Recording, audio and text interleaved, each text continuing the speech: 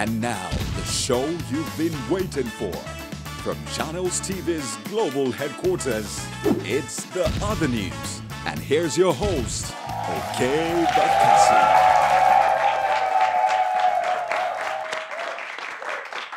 Yep, hello and welcome to The Other News. This is the show that looks at news with corner eye. Don't say with the look bad eyes. That's what the eye be. All right. My guest tonight has faced extremely challenging obstacles in life and has not only overcome them, he has triumphed. He is in the studio today to share his story. David Anyaele is with us in the studio, ladies and gentlemen. Please, it deserves an round of applause. Later on in the show, our correspondent SLK prepares Nigeria for things to come. And Dan D Humorous talks about whatever it is that has crawled into his beer this week. Dan. But first, it's the other news headlines. President Buhari has presented the 2019 budget to the National Assembly in a joint session. And because our lawmakers are very peaceful,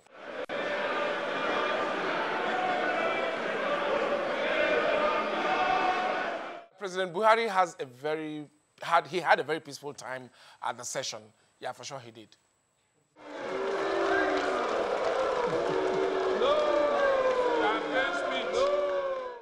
Former Lagos State Governor and current Lagos influencer. Yeah, influencer. Yeah, you know who I'm talking about. Oga Bola Ahmed Tinubu has some advice for Lagosians. Yeah, he said those who said they wanted freedom should go and learn tailoring and vulcanizing, and we will do freedom later. Gajagaban, please leave the joke telling to comedians. You know, governance, not be a joke, is something serious. Lecturer at the center of the Sex for Marks scandal at Bafemi Awolowo University, Professor Richard Akindele, has been sentenced by a federal high court to 2 years in prison. Maybe Idris Abdul Karim should remix that his Mr. Lecturer song. If you want to go prison, you know what to do. Excuse me, students, I don't know what to do. I want to read my marking scheme. Lecturers, you need to mind your business now. Jail time awaits anybody who do one kind. Well, South Africa's ex-president Jacob Zuma is excited to join Twitter. When asked who his mentor was, he pointed at this guy. That's your Twitter guy. And now to other matters. Apart from exposing some people's infatuation with a place called China. In China, China GDP, China today, China. And some other people's obsession with the phrase 16 years. For the past 16 years, that is 16 years, in 16 years, in the past 16 years. And of course, a sign language interpreter with some smooth dance moves.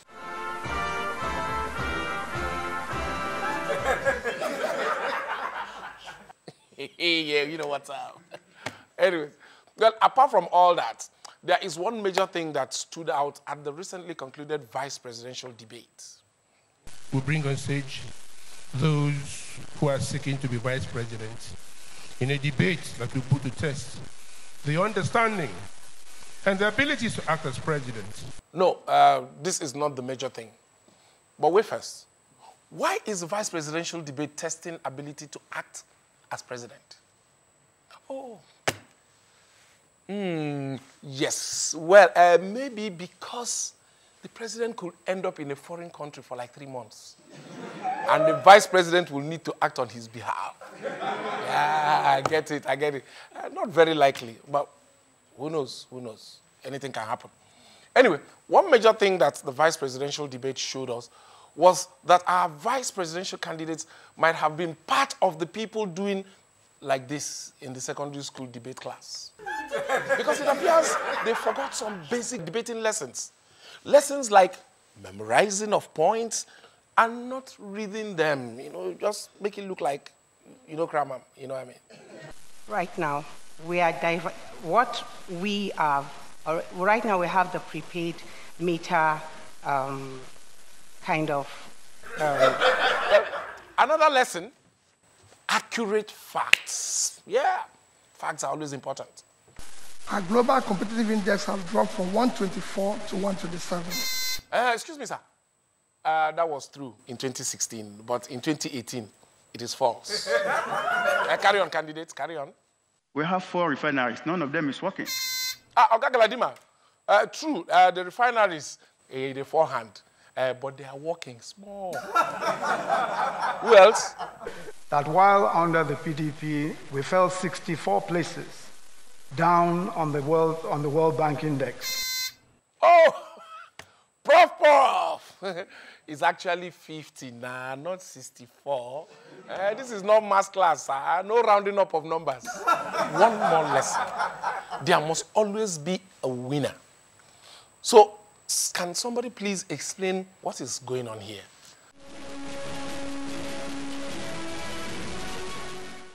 Yeah, in all honesty, even if the vice presidential candidates use all their secondary school debate knowledge to debate from now till February 2019, even if they focus more on pressing issues like power supply in their debates, even if, last, vice president no be the oga at the top. Unless the president is on vacation, sha. Yeah.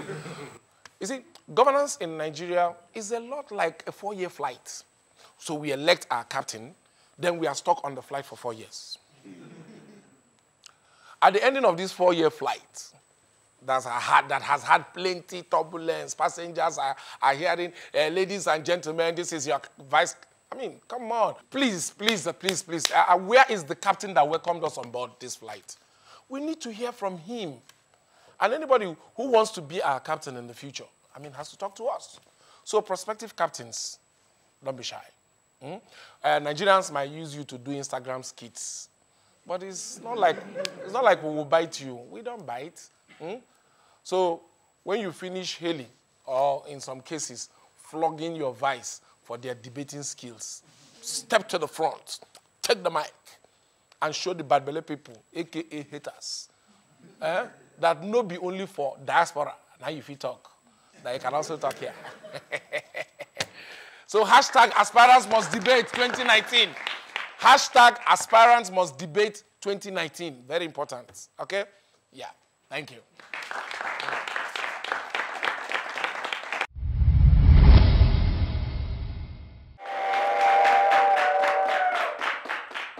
My guest tonight is an overcomer in every sense of the word. After a harrowing personal experience, he's now an activist making waves. Ladies and gentlemen, welcoming David Anyaele.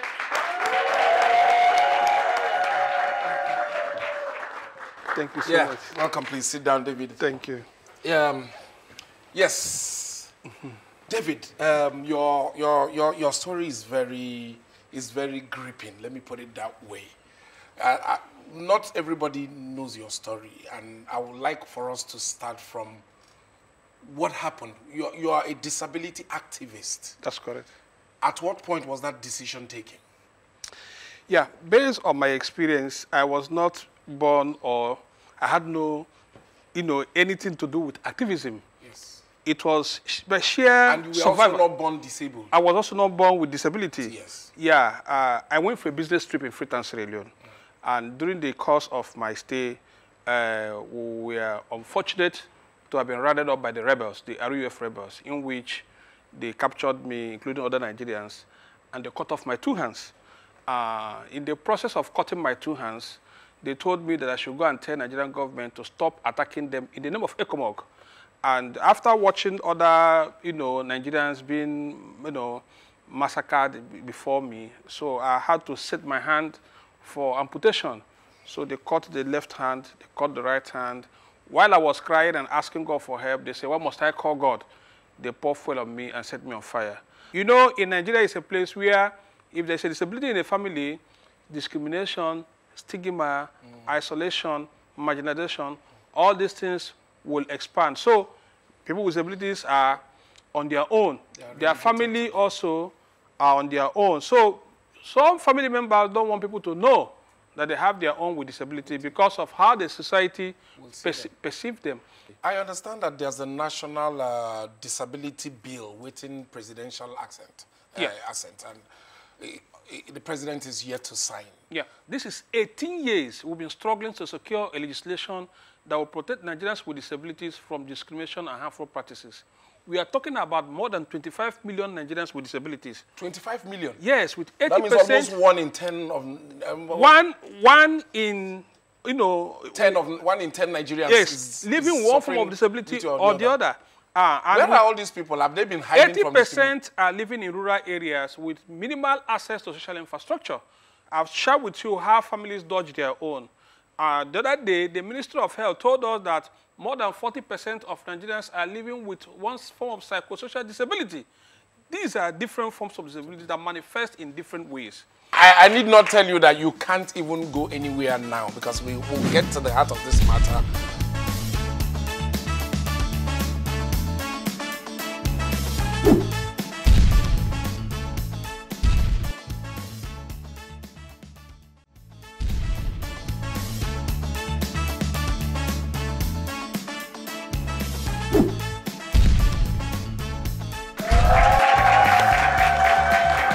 Welcome back to the other news. SLK is ready to pass his message across, but we're having a gripping conversation here with the inspiring David Anyaele. You have seen firsthand what political crisis can cause in a country and how innocent people can suffer it. It's a failure of politics that led to what you've gone through. Exactly. So what would be your advice to Nigerians who are pitching tent here, there, and everywhere and stroking the fire of discord and disharmony and disunity all in the name of politics? What would be your advice? Politics is about interest. Your interest, not another person's interest. That is to say, what is a candidate going to provide for me if he's elected as a leader? So what that means is that you consider yourself, you consider your wife, you consider your children, you consider your mom, you consider your father, you consider your siblings. Immediate and extended. Immediate and extended family members. What do we stand to gain? What do we stand to gain before you cast your vote? Therefore, it does not require quarreling. It does not require abuse. It does not require fake news. It does not require, fighting. It does not require killing. It does not require destruction of property. Because it's all about you. Yes. What you're able to do, whoever you voted for today, will determine how your life will be in the next 4 years, 5 years, 10 years, even 20 years. And that is why I'm encouraging the young people in this country. If you're 18 years today, this is an opportunity for you to define your future. Yes. That is to say, whosoever you feel that can help you that best represents your interest, create the kind of future you desire, that is what you should be able to discuss, not to fight. Thank you so very much. In fact, you put that perfectly well. What has constantly spurred you to thrive, to succeed? There are people who are listening who may borrow a thing or two. What has been your motivation so far? And I keep on deepening my knowledge. It helped me to renew my faith, to renew my mind. Because there are certain things you cannot achieve without the renewal of your brain. That is to say, to reconstruct the way you think, the way you see, mindset, the way you relate with people, and the way you understand yourself and your situation. That was what helped me. I was able to go back to business. I opened my business again. I started from Tadio Market before it got burnt. I was able to open shop. From opening shop, I started doing monogramming. From monogramming, I started also doing importation. But while I was doing all this, many people with disabilities were also coming to me for help. And I discovered that it is not easy for family members to rehabilitate their own with disability, depending on the nature of disability. Yeah. Imagine my own type of disability, which crumpled the whole family resources just to help me. That was how we set up our organization, the Center for Citizens with Disability, which is advocacy group. What we do is we conduct research, we identify issues of critical importance to people with disabilities, and then begin to engage stakeholders for them to create change. Because what we promote is inclusive society that is free from discrimination on the grounds of disability. So what we do is that we support state actors. Take, for instance, the INEC. Currently, we are doing what we call mapping of PWD needs for 2019 general election. Yeah. If you're a blind person, a deaf person, a physical. So what we are doing is that in 7 states, including Gombe, Kano, Lagos, River State, Enugu, and Abia. In fact, you just raised an important point because someone like you now, how do you thumbprint? That is the thing. So we're engaging the INEC, to ensure that appropriate, accommodation is created to ensure all people with disabilities participate in 2019 general election. So this discussion with you has been very, very revealing. One more time, thanks for coming on the show. Thank you. All right. Thank you very much. Don't go anywhere. It's still the other news, and we're here. The year is coming to an end. Elections are drawing nearer. The campaign slogans are getting clearer, and Toke Makinwa is getting fairer. Well, we all know who our candidates are. That is, the candidates for each party. That's if they don't sack any other candidates. Seeing that in this country, even a duke gets sacked. However, with all the tension in the atmosphere, it is at most fair that I should be bothered. I mean, the elections are drawing close. I just want a peaceful election, no bloodshed, free and fair electoral process, just peace everywhere. In your dreams, if I hear peace call, peace? Don't piss me off. Peace, Bawo. See, hold your peace. I will fight. I will fight. What's going on here? Who are you? And why are you here? Oh, is that not how you take over people's show? Is that not what you do to Okey and Dan? I'm doing it to you now.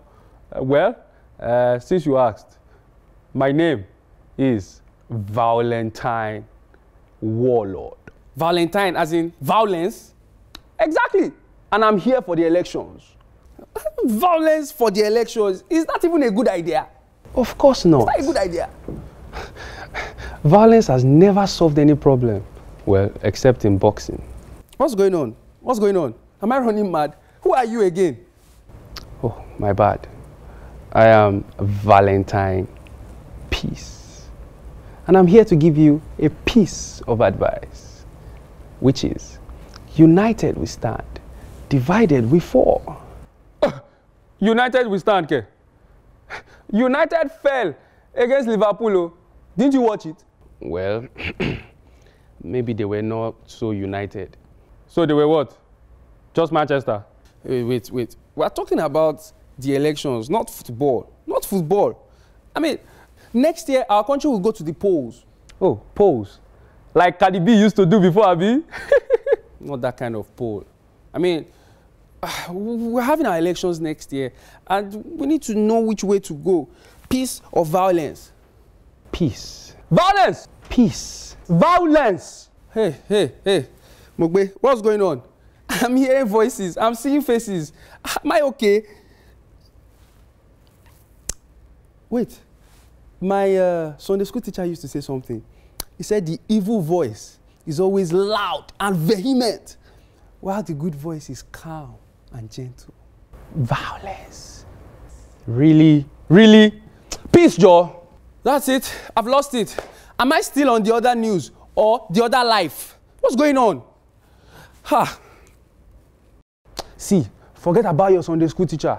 See, Albert Einstein once said that peace is not the absence of war. But we've had our fair share of war in times past, and it didn't lead us anywhere. You see, electoral violence and political thuggery is never the answer. Peace is boring, Jare. Very boring. Don't you just love bloodshed? That's only you. Just you. Speak for yourself. Well, I think we should just let Nigeria decide. War. Peace. War. Peace. War. Peace. War. War. Very funny. Peace. War. Enough. Well, I have chosen to shun violence and embrace peace. Oshe, Shantizu to violence.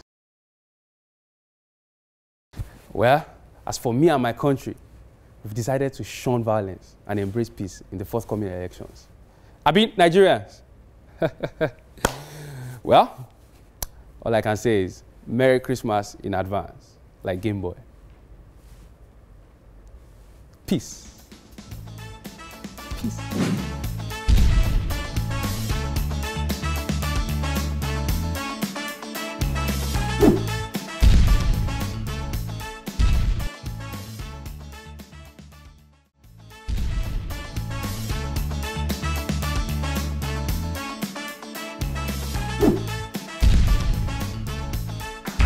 are still watching the other news. Let's all take a moment to be grateful that we have enough light to watch this show. It's important. We turn now to our perpetually annoyed correspondent, Dan the Humorous. Maybe we should change his name to Dan the Angry. Dan, what is it today? Okay, I have come with my usual plate of offering. You know, because today's adumbration again is precipitated on cardiovascular organs that have been channeled towards Epicurean lifestyles. Okay. What am I saying? We live in a world now where they tell you hard work and sacrifice pays. But it now seems that this sacrifice is now beginning to look another way. Because these days now, we now hear ritual killing anyhow.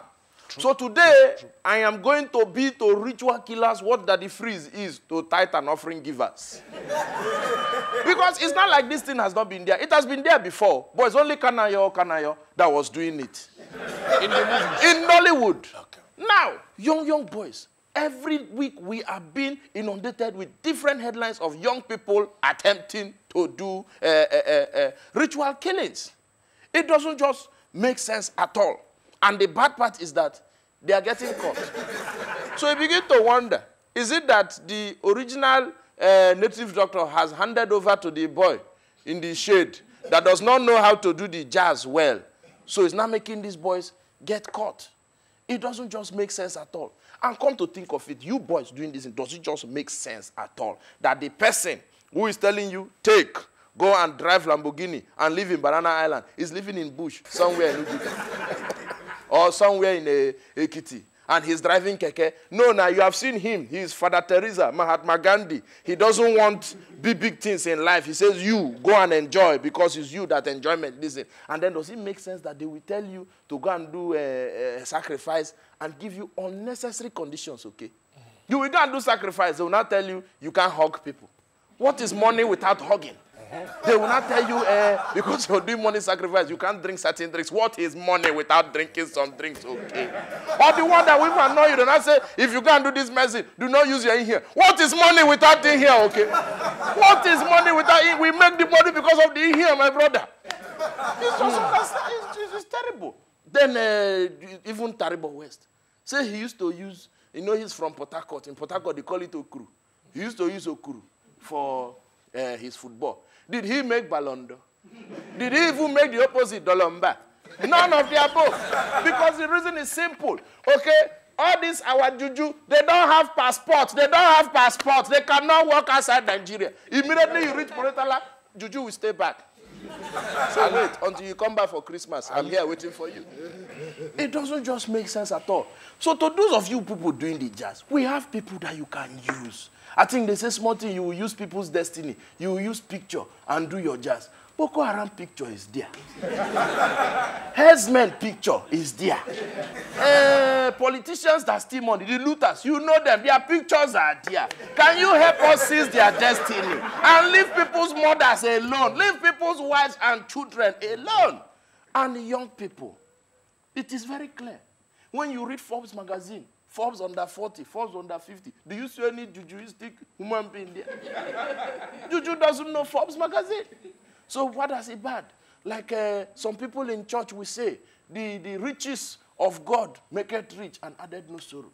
My brother, when you are rich and you can enjoy the wealth, that is what we are talking about. Do you know that there's one Nollywood film I saw? The man did juju. They say the juju's condition was that he will spend 800 million naira per day. Any day he doesn't spend up to that amount, he will die. My brother, even if you're a state government, 800 million naira per day, what kind of juju is that? Seriously, as we approach the end of the year and moving into the new year, young people, we need to take stock of our lives and ask ourselves, this unnecessary pursuit for wealth, we should be pursuing purpose more than wealth. So that when the wealth comes, you enjoy it and sleep peacefully. My brother, there's nothing as good as sweet sleep. A sleep that you can sleep and wake up and tell yourself, cheese! All right. Dan the Humorous at it again. That's our show for today, ladies and gentlemen. Thank you so much for watching. Remember, you can watch exclusive content on our social media pages. Our handle remains The Other News CTV across all platforms. If you would like to be part of our amazing studio audience, give us a call. The numbers are on your screen right now. People say, if winch get power, make him fly in our afternoon, make we see. My name is Okey. Relax.